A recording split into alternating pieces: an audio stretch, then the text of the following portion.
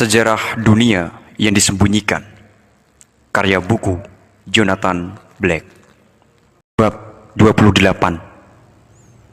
Rabu, Kamis, Jumat. Antikristus memasuki kembali hutan kuno. Buddha Maitreya. Pembukaan 7 segel. Yerusalem baru. Hanya dalam sejarah pinggiran yang kabur ini, tempat tidak ada keajaiban yang tampaknya pernah terjadi, dan tidak ada jenius besar yang hidup. Masa ini ketika standar pendidikan dari kelas terdidik mengalami penurunan tajam, hanya pada masa dan di tempat inilah orang-orang menganut kepercayaan materi sebelum pikiran. Di semua tempat yang lain, pada semua masa yang lain, orang-orang percaya yang sebaliknya. Mereka akan mendapati bahwa mustahil saja bila membayangkan bagaimana semua orang bisa percaya apa yang kita percayai. Menurut sejarah rahasia, perubahan ini disebabkan oleh perubahan kesadaran. Dalam catatan esoteris, kesadaran berubah jauh lebih cepat dan dengan cara yang jauh lebih radikal daripada dalam catatan konvensional. Saya berharap buku ini dalam suatu cara telah menunjukkan bahwa jika orang-orang percaya pada filsafat pikiran sebelum materi beberapa generasi yang lalu, itu bukan karena mereka telah mempertimbangkan argumen pada kedua pihak, lalu memutuskan mendukung idealisme. Itu karena mereka mengalami dunia dengan suatu cara yang idealistis. Akhirnya, pikirkan bagaimana kesadaran Anda berbeda dari kesadaran orang tua Anda. Kesadaran Anda mungkin lebih liberal, lebih simpatik, lebih mampu menghargai sudut pandang ras, kelas, jenis kelamin, selera seksual yang lain, dan sebagainya. Dalam beberapa hal, Anda mungkin lebih sadar akan diri sendiri, karena gagasan-gagasan Freud telah meresap sepenuhnya. Anda kurang cenderung untuk tetap tidak menyadari tentang motivasi-motivasi seksual yang mendasari dorongan-dorongan Anda, atau tentang motivasi-motivasi komersial karena mark. Anda mungkin lebih sedikit mengalami penekanan, lebih sedikit memiliki rasa takut terhadap otoritas, lebih banyak bertanya dan kurang memiliki ikatan kekeluargaan yang kuat. Anda mungkin lebih mudah berbohong, memiliki kekuatan konsentrasi yang lebih lemah, dan kurang bertekad untuk tetap mengerjakan tugas-tugas yang membosankan demi tujuan jangka panjang.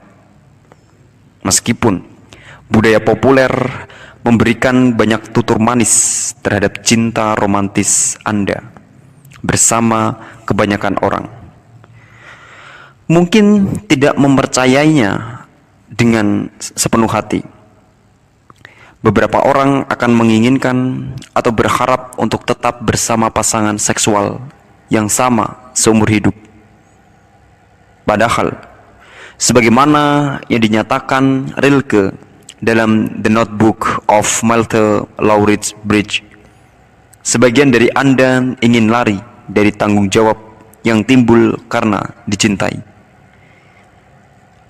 Dengan demikian, kesadaran kita berbeda dengan kesadaran orang tua kita, dan juga mungkin sangat berbeda dengan kesadaran kakek nenek kita. Proyeksikan tingkat perubahan ini kembali ke dalam sejarah dan akan mudah jadinya untuk melihat bagaimana hanya beberapa generasi yang lalu kesadaran saat terjaga sehari-hari mungkin saja seperti bentuk kesadaran yang kita alami dalam mimpi. Ini juga menimbulkan pertanyaan, akan bagaimana kesadaran kita berubah dalam waktu dekat? Dalam pandangan pikiran sebelum materi, pikiran menciptakan alam semesta fisik persis dengan tujuan memelihara kesadaran manusia dan membantunya berkembang. Jadi, apa yang dikatakannya tentang cara kesadaran kita akan berubah? Menurut Kristen esoteris, Yesus Kristus hidup di bumi di tengah-tengah sejarah kosmos. Hidupnya merupakan titik balik besar dalam sejarah. Segala sesuatu setelahnya mencerminkan apa yang terjadi sebelumnya. Jadi, kita mengalami peristiwa-peristiwa besar masa pra-Kristen dalam urutan terbalik, dan pembangunan masa depan kita akan membawa kita melalui tahap-tahap awal dalam urutan terbalik. Misalnya, pada tahun 2000, kehidupan kita mencerminkan kehidupan Ibrahim pada tahun 2000 sebelum Masehi, berjalan di antara bangunan-bangunan pencakar langit penuh kemusyrikan di Uruk. Pencakar langit hari ini dapat dianggap mewakili fundamentalisme. Di satu sisi ada Kristen sayap kanan yang harus kita samakan dengan bentuk yang lebih keras dalam Islam. Keduanya ingin menekan kehendak bebas dan akal manusia individual untuk memikat kita ke dalam ekstase yang tak tercerahkan. Ini adalah pengaruh Lucifer. Di sisi lain ada materialisme ilmiah militan yang ingin mematikan jiwa manusia. Mesin-mesin telah membuat kita menjadi seperti mesin. Ini adalah pengaruh setan yang ingin melakukan lebih jauh dan meremas jiwa kita sama sekali dan membuat kita semata-mata materi. Dan sama seperti Lucifer berinkarnasi, begitu juga setan akan berinkarnasi. Ia akan melakukannya sebagai seorang penulis.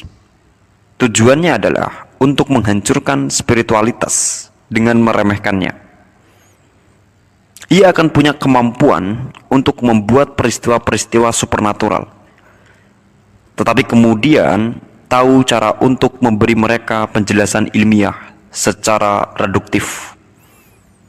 Awalnya, ia akan muncul sebagai dermawan besar umat manusia, seorang jenius. Mulanya ia sendiri mungkin tidak menyadari bahwa ia antikristus, percaya bahwa ia hanya bertindak atas dasar kasih sayang untuk umat manusia. Ia akan mengakhiri banyak tahayul berbahaya dan bekerja untuk menyatukan agama-agama di dunia. Bagaimanapun, akan datang suatu momen kesombongan ketika ia menyadari sedang mencapai beberapa hal yang tampaknya tidak mampu dicapai oleh Yesus Kristus. Pada saat itulah ia akan menyadari identitas dan misi aslinya. Bagaimana cara mengenali setan? Atau nabi palsu manapun? Atau ajaran spiritual palsu manapun? Ajaran palsu biasanya sedikit saja atau tidak mengandung dimensi moral. Manfaat pembangkitan kembali cakra misalnya direkomendasikan hanya dalam pengertian perkembangan pribadi yang egosentris. Ajaran spiritual sejati menempatkan kasih sayang terhadap orang lain dan kasih sayang terhadap umat manusia. Pada intinya, cinta berakal yang diberikan tanpa pamrih. Berhati-hatilah juga dengan pengajaran yang tidak menerima pertanyaan atau menoleransi ejekan. Hal ini memberitahu Anda pada dasarnya bahwa Tuhan ingin Anda menjadi orang bodoh. Buku ini telah mengumpulkan bukti-bukti untuk menunjukkan bahwa sepanjang sejarah, orang-orang yang sangat cerdas telah menenggelamkan diri mereka dalam filsafat esoteris. Mereka telah menggunakan teknik-teknik rahasia untuk mengupayakan diri mereka memasuki kondisi-kondisi kesadaran yang berubah di mana mereka dapat mengakses tingkat kecerdasan tinggi yang tidak normal. Bukti-bukti menunjukkan bahwa kelompok-kelompok yang terlibat dalam perkumpulan-perkumpulan ini ingin membantu menempa bentuk-bentuk kesadaran baru yang lebih cerdas lagi. Pemikiran esoteris pernah memiliki suatu pengaruh besar dan menentukan dalam perkembangan manusia yang akhir-akhir ini nyaris sepenuhnya terabaikan. Menurut cara berpikir seperti ini, umat manusia pernah memiliki akses tanpa halangan menuju alam rohani. Kemudian, akses ini menjadi kabur dan redup saat materi mulai mengeras. Sekarang, penghalang antara diri kita sendiri dan alam rohani menjadi lebih tipis lagi. Alam material berjumbai dan tipis menerawang. Kita mungkin mulai menjadi lebih sadar akan pola-pola yang ditunjukkan oleh kebetulan-kebetulan dan sinkronitas yang kita alami. Kita mungkin mulai melihat dalam hal ini garis besar hukum-hukum yang lebih dalam. Kita mungkin menjadi kurang cepat dalam menanggap bahwa intuisi kita, gagasan-gagasan brilian kita adalah milik kita sendiri, dan lebih terbuka terhadap saran bahwa mereka mungkin saja bisikan dari alam lain.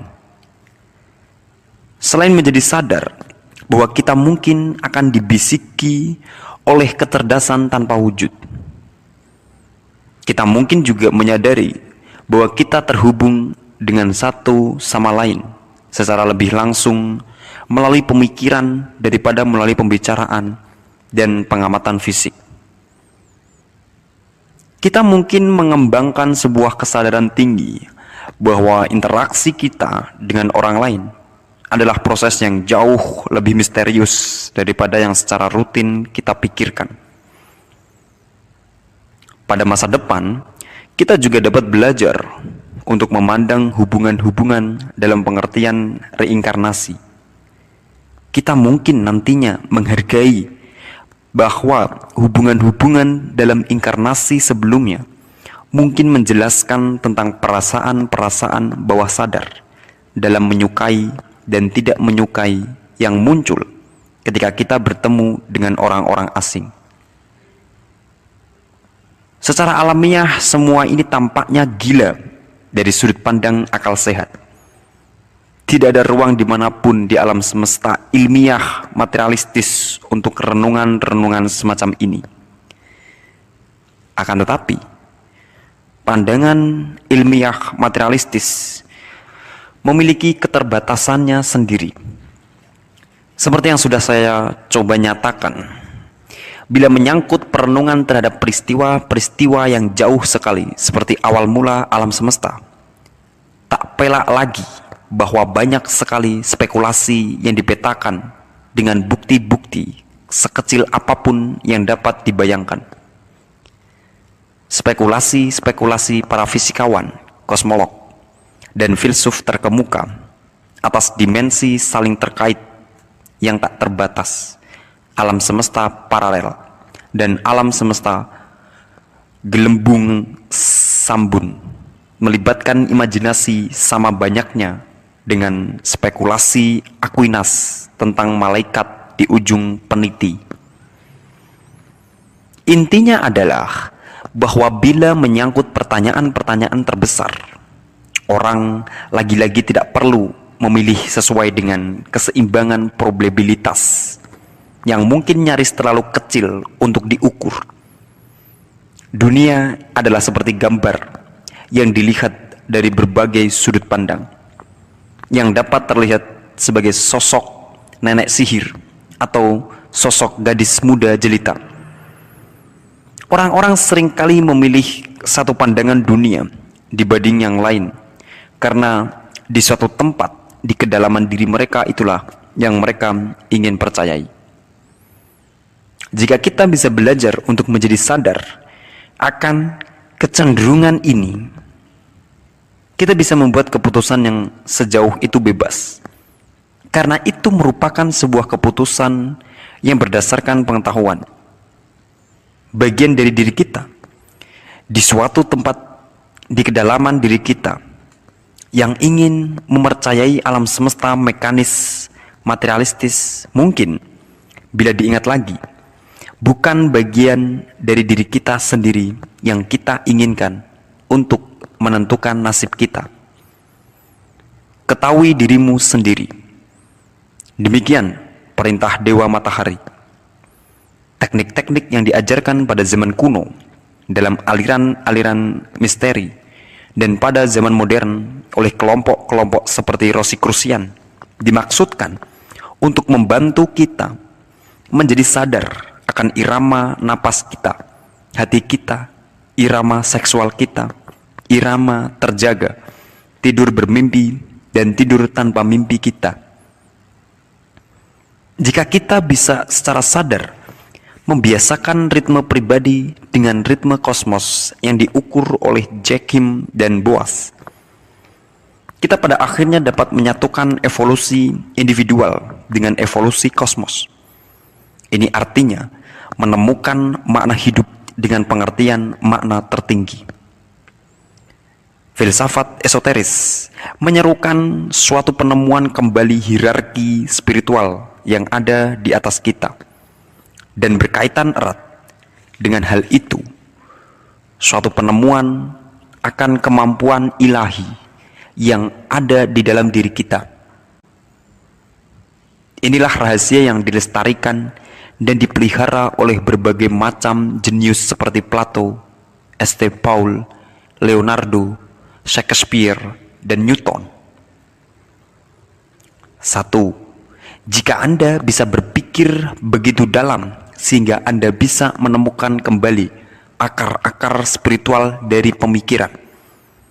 Jika Anda bisa mengenali pemikiran sebagai makhluk-makhluk spiritual yang hidup.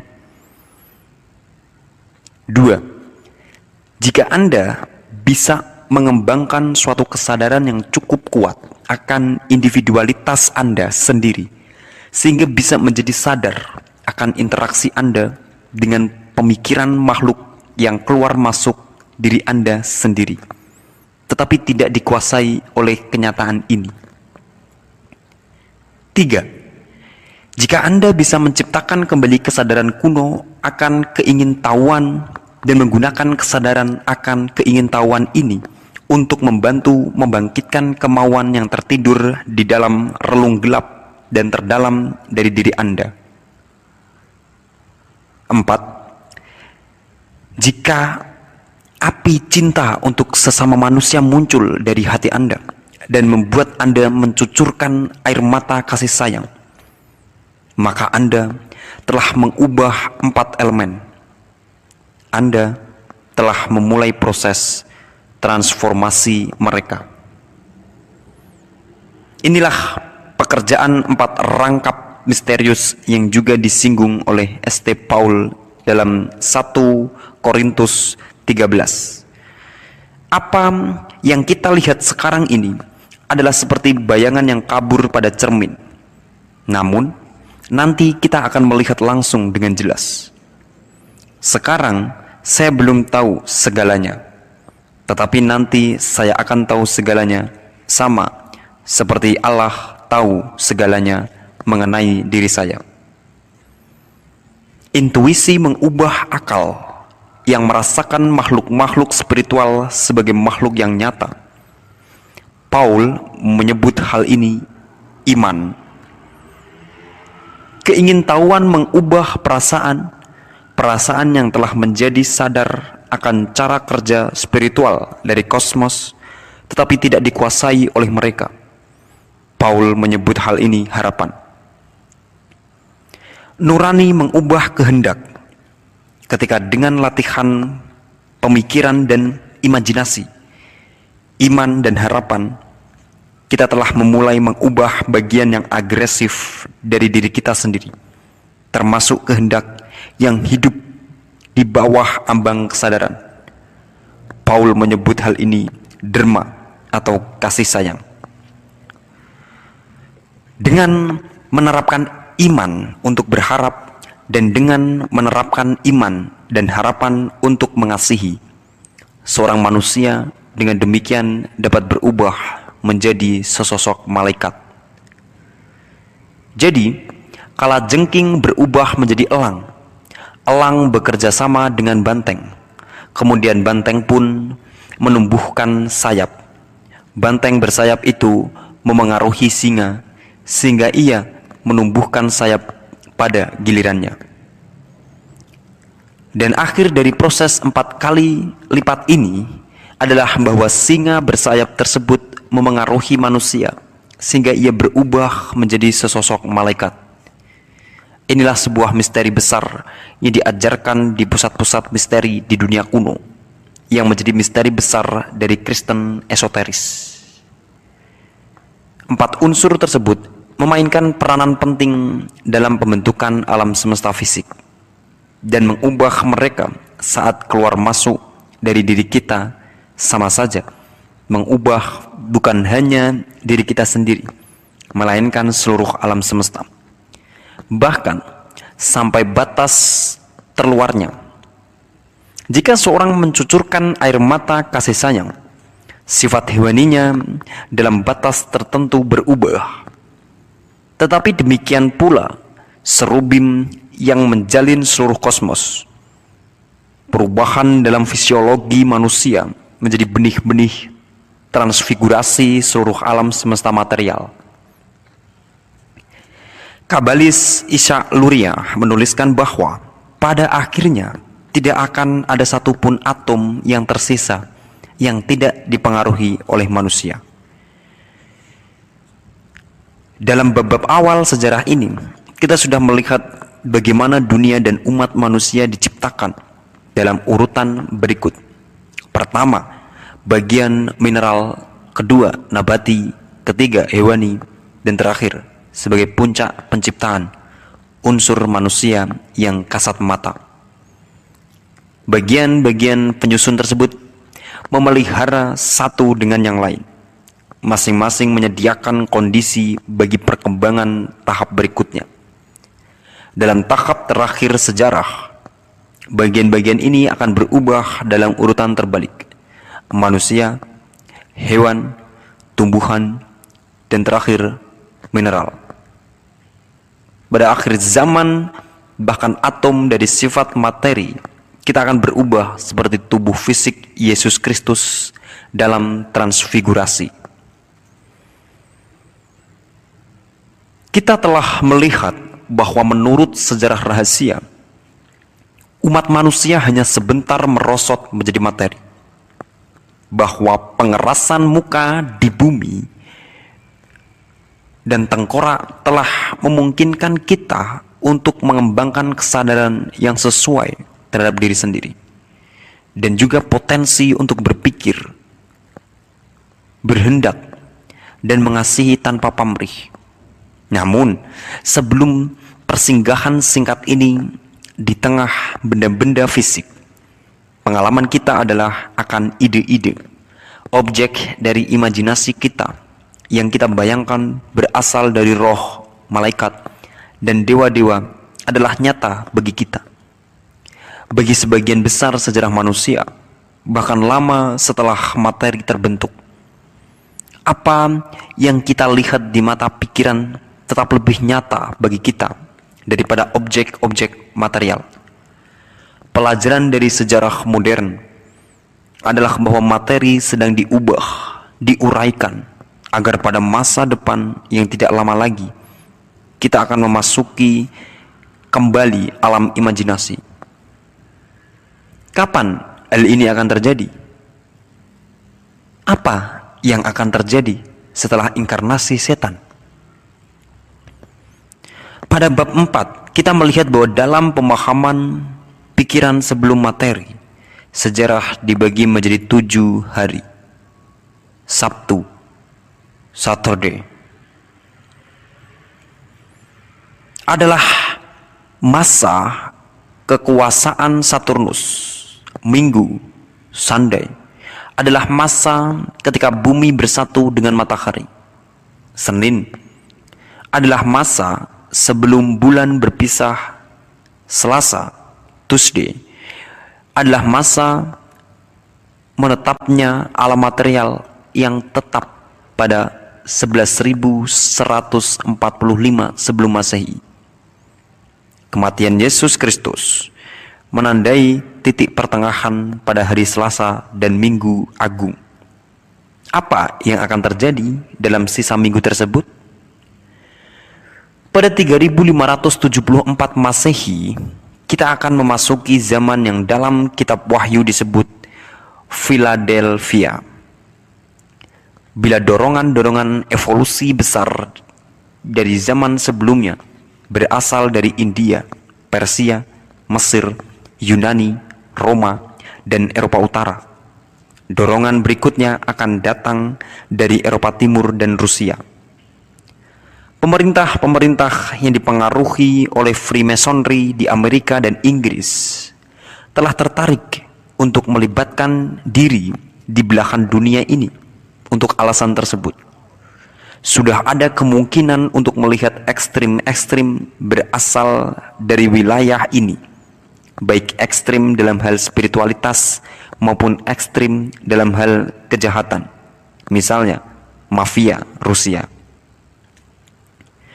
Pada masa depan, individu-individu yang kita ingat dari sejarah, sosok-sosok besar yang membantu membimbing manusia keluar dari alam rohani akan terlahir kembali untuk membimbing kita kembali ke alam rohani. Akan ada Shakespeare baru, Musa baru, Zarathustra baru, Hercules baru. Menjelang akhir era Philadelphia, Yesus ben Pandira, sang guru dari Essenes, akan berinkarnasi lagi sebagai penunggang kelima yang menunggang kuda bernama setia dan tulus, sebagaimana yang disebutkan dalam kitab Wahyu. Dalam tradisi Oriental, sosok ini disebut Buddha Maitreya. Ia akan membawa anugerah rohani besar, membuka apa yang disebut Santa Teresa dari Avila sebagai mata jiwa cakra. Pada saat itulah kita akan memasuki kembali hutan suci yang dijelaskan dalam bab 2. Kita akan sadar pada adanya roh-roh, lalu malaikat-malaikat dan dewa-dewa yang hidup dalam segala sesuatu di sekeliling kita. Tetapi kita tidak akan dikendalikan lagi oleh mereka. Kita akan menjadi sadar lagi akan makhluk spiritual yang ada di kedua sisi kita setiap kali membuat suatu keputusan. Saat roh-roh kebaikan dan kejahatan membuat diri mereka bisa dirasakan, saat semua orang berkomunikasi lebih bebas dengan alam rohani, agama yang terlembagakan tidak akan diperlukan lagi. Bayangkan bila tidak ada agama, kita akan memperoleh kembali beberapa kemampuan untuk mengendalikan hewan dan tumbuhan dengan kekuatan pikiran seperti yang dimiliki Adam. Kita akan mulai mengingat kehidupan masa lalu dan meramalkan masa depan. Kesadaran alam sadar kita akan berkembang sehingga mengandung hubungan yang sama dengan kesadaran alam sadar kita hari ini, sebagaimana hubungan yang dikandung oleh kesadaran alam sadar hari ini dengan kesadaran alam mimpi kita. Kita akan menyadari bahwa walaupun percaya diri kita terjaga, kita sebenarnya tertidur. Perkembangan ini akan sulit didapatkan. Pada akhir zaman Philadelphia akan ada perang dunia yang dahsyat. Pada akhir peristiwa itu, permukaan bumi akan menjadi suatu padang gersang spiritual, kecuali untuk Amerika, di mana api spiritualitas akan tetap menyala. Ini akan menjadi bayangan cermin dari periode Zarathustra pertama. Periode 5734 sampai 7894 Masehi disebut Laodikia dalam kitab Wahyu. Saat materi menjadi kurang padat, tubuh kita akan merespon lebih banyak lagi dorongan spiritual. Kebaikan dalam diri orang-orang baik akan memancar dari mereka. Sementara wajah dan tubuh orang-orang jahat akan dibentuk oleh nafsu hewani yang mendominasi mereka. Orang-orang baik akan merasa semakin sulit untuk berbahagia jika mereka dikelilingi oleh orang-orang sengsara. Akhirnya, tidak ada yang bahagia sampai semua orang bahagia. Jika alam material itu singkat, demikian pula kematian. Pada waktunya nanti kita tidak akan lagi mengalami kematian, tetapi tidur sangat pulas dan kemudian semakin kurang pulas. Kematian sebagaimana perkataan St. Paul akan ditelan saat kita memasuki zaman metamorfosis yang lain. Keturunan biologis pada akhirnya tidak akan diperlukan. Kita akan menemukan firman yang telah hilang dari kaum Freemason, yang artinya kita akan mampu menciptakan melalui kekuatan suara. Dalam skema Minggu Agung tersebut, kita bakal sudah memasuki Kamis, meskipun tentu saja waktu seperti yang kita pahami sekarang tidak akan ada lagi. Pikiran kita akan hidup sendiri, bekerja atas nama kita, tetapi secara mandiri dari kita. Saat sejarah mendekati ujungnya, kekuatan jahat akan menyatakan dirinya sekali lagi. Saat makhluk ketiga dalam trinitas kejahatan Sorat, iblis matahari menentang rencana Tuhan. Makhluk inilah binatang dengan dua tanduk seperti anak domba. Sebagaimana yang dijelaskan dalam kitab Wahyu, ia akan memimpin kekuatan kejahatan dalam pertempuran terakhir. Akhirnya, tidak hanya matahari akan muncul dari arah berbeda seperti yang diramalkan oleh St. Yohanes Chrysostom, tetapi matahari akan terbit di dalam diri kita masing-masing. Semua ini akan tercapai oleh kekuatan pikiran. Pada umumnya, orang-orang yang telah banyak mengubah sejarah bukanlah para jenderal atau politikus besar, melainkan para seniman dan pemikir. Seorang individu yang duduk sendirian di sebuah ruangan, melahirkan sebuah gagasan, dapat melakukan banyak hal untuk mengubah jalannya sejarah, daripada seorang jenderal yang memimpin ribuan orang di medan perang, atau seorang pemimpin politik yang menguasai loyalitas jutaan orang. Ini lamunan kegembiraan filsafat. Dalam alam semesta, pikiran sebelum materi ada lebih daripada sekadar lamunan, dan kegembiraan dalam berpikir ada juga keajaiban.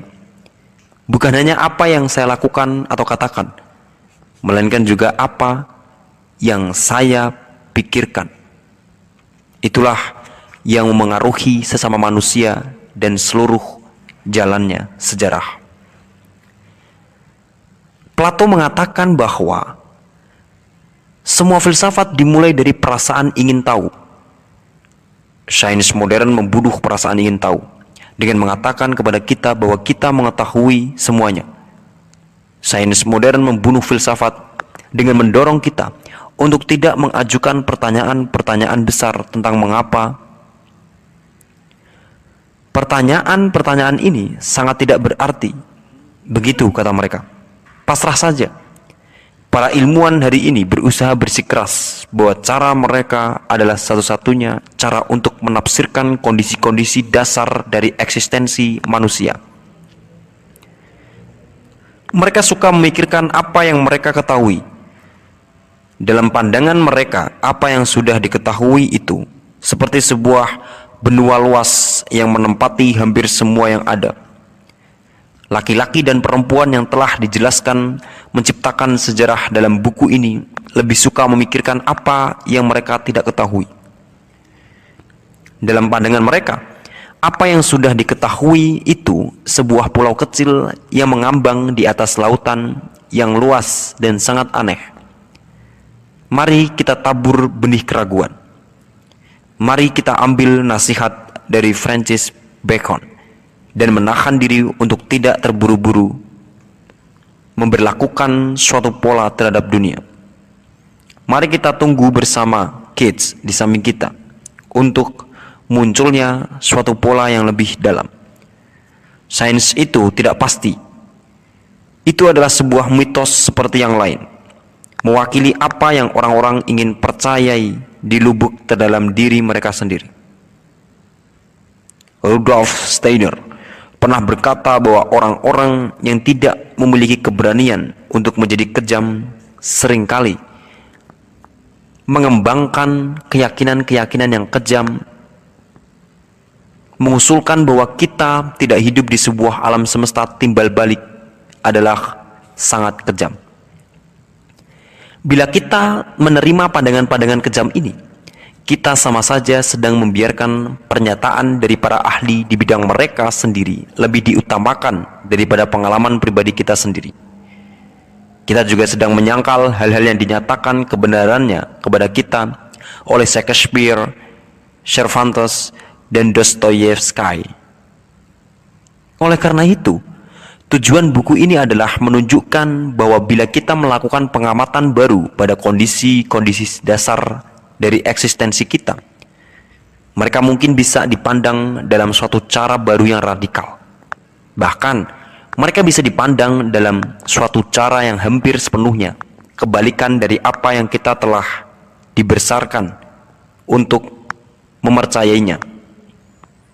Inilah yang dilakukan filsafat bila dilakukan dengan baik. Sisa-sisa dari sebuah kebijaksanaan kuno ada di sekitar kita dalam bentuk nama-nama hari dalam seminggu dan nama-nama bulan dalam setahun, dalam susunan biji sebutir apel, dalam keanehan tumbuhan mistletoe dalam musik, dalam dongeng-dongeng yang kita ceritakan kepada anak-anak kita, dan dalam desain gedung-gedung publik dan patung-patung, serta dalam seni dan sastra terbesar kita. Bila kita tidak bisa melihat kebijaksanaan kuno ini, itu karena kita telah dikondisikan untuk tidak melihatnya. Kita telah disihir oleh materialisme. Sains memandang idealisme telah mendominasi sejarah sampai abad ke-17. Ketika proses untuk mendiskreditkannya dimulai, sains menganggap materialisme akan tetap menjadi filsafat yang dominan sampai akhir zaman. Dalam pandangan perkumpulan-perkumpulan rahasia, materialisme nantinya akan dipandang sebagai sekedip cahaya. Ajaran-ajaran rahasia di sini telah dimunculkan untuk kali pertama. Pembaca mungkin mendapati mereka menggelikan, tetapi setidaknya atas dasar mengetahui apa mereka sebenarnya. Pembaca yang lain mungkin merasakan sesuatu yang benar di dalamnya, walaupun mereka mungkin tampaknya benar-benar tidak sesuai dengan kepastian ilmiah luar biasa dari zaman kita. Ini sebuah sejarah visioner, sejarah seperti yang dipertahankan di dalam jiwa manusia, sebuah sejarah malam yang dilestarikan oleh para ahli yang mampu menyelinap keluar dari dimensi material menuju dimensi yang lain. Mungkin tampak tidak sesuai dengan sejarah yang Anda telah dibesarkan untuk mempercayainya, tetapi mungkin saja benar dalam dimensi yang lain. Barangkali kita harus mengakhiri dengan mempertimbangkan renungan-renungan dari seorang ilmuwan besar. Fisikawan Niels Bohr berkata, kebalikan dari sebuah pernyataan yang benar adalah pernyataan yang palsu. Tetapi kebalikan dari kebenaran mendalam mungkin adalah kebenaran mendalam yang lain. Kita telah melihat bahwa jika kita mencoba mengintip kembali ke masa lalu sebelum 11.451 sebelum Masehi, hanya ada sedikit sekali yang dapat dianggap oleh sains sebagai bukti kuat. Konstruksi penafsiran yang luas dan lapang diseimbangkan secara berbahaya di atas data paling kecil. Dan tentu saja hal yang sama berlaku jika kita mencoba menerawang jauh ke masa depan. Setelah 11.451 Masehi, yang benar adalah bahwa kita harus menggunakan imajinasi kita. Ketika kita berpergian sejauh apapun di kedua arah, ketika kita meninggalkan batas-batas pulau materi kecil ini, kita tidak bisa tidak memasuki alam imajinasi. Tentu saja, kaum materialis cenderung tidak percaya imajinasi, mengaitkannya dengan fantasi dan ilusi. Akan tetapi, perkumpulan-perkumpulan rahasia menganut pandangan yang sangat luhur terhadap imajinasi. Setiap pikiran individual adalah sebuah tonjolan ke dalam alam material dari satu pikiran kosmis yang maha luas. Dan kita harus menggunakan imajinasi untuk menjangkau kembali ke dalamnya, untuk terlibat dengannya. Menggunakan imajinasi dengan cara inilah yang menjadikan Leonardo, Shakespeare, dan Mozart bagai Tuhan. Imajinasi adalah kunci.